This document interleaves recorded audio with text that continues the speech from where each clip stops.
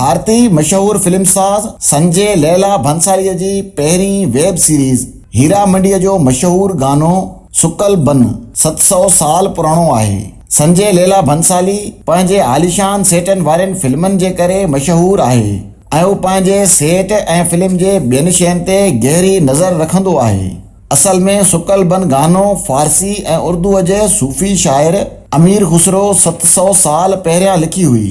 उन गाने खे ॿिन्ही मुल्कनि जे फनकारनि पंहिंजे पंहिंजे अंदाज़ में पेश कयो हो। हिकु भेरो बसंत पंजमीअ जे ॾींहं ते पीलो लिबास पहिरियल कुझु माण्हू गुल खणी मंदिर तरफ़ वञी रहिया हुआ त इहो ॾिसी अमीर खुसरो सबबु ॼाणण जी कोशिश कई, जंहिं ते माण्हुनि खेसि ॿुधायो त असां जंहिंखे पंहिंजो ख़ुदा मञींदा आहियूं उनखे ख़ुशि करण लाइ अॼु जे ॾींहुं उन जे पेरनि में गुल रखणा पवंदा आहिनि।